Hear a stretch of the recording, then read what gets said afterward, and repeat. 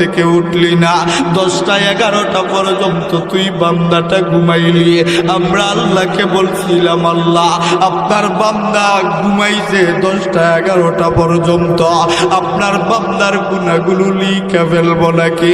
আমার আল্লাহ তুই বান্দার পক্ষ নিয়া আমার আল্লাহ বলছে না না, দেখবি আমার বান্দাটা তাহাজ্জুদে আসে নাই, ফজরে আসে নাই, আমার বান্দাটা দেখবি জোহরের সময় আসবে, জোহরের সময় মসজিদ আবারও ডাকবে হাইয়া আলাস সালাহ। কেমন নাফরমান বান্দা আমরা! আমার আল্লাহ ডাকে আর পরেও আবার মালিকের ডাকের জবাব দিলাম না। জোহরের সময় যখন বান্দাটা যায় না, ফেরেশতারা আল্লাহর কাছে বিচার দেয়, আপনার কোন বান্দারে আপনি এমন করে ডাকে? আপনার বান্দা তো ফজরেও আসলো না, জোহরেও আসলো না। আল্লাহ ডাক দিয়া কয়, আবার বান্দার ভালো লাগে নাই, মনটা ভালো না, শরীরটা ভালো না, দেখবি আসরের সময় আসবে, আসরের সময়ও বান্দাটা যায় না।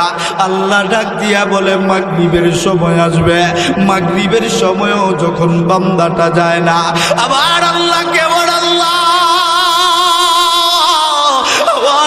ডাক দিয়া কয়, দেখবি এসার সময় আসবে, এসার সময় আবার আল্লাহ আবার ডাক দেয় হাইয়া আলাস সালাহ।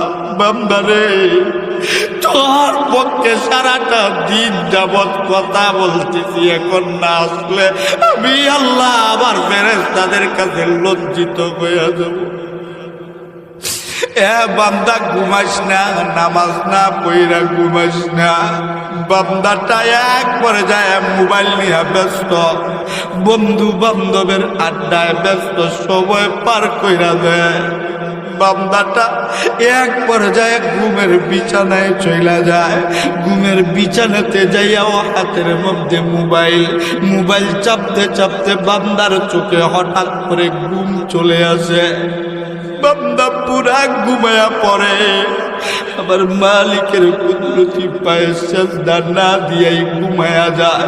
ফেরেশতারা আবার আল্লাহরে ডাক দিয়া বলে, আল্লাহ আপনার কোন বান্দার পক্ষে সারাটা দিন কথা বললেন? আপনার বান্দা তো আপনার কুদরতি পায়ে সেজদা না দিয়েই ঘুমায়া পড়ল, আপনার বান্দার গুনাহগুলো লিখে ফেলবো নাকি? আবার মালিকের সুন্দর কুদরতি চেহারাটা আবার আল্লাহ মলিন কইরা দে।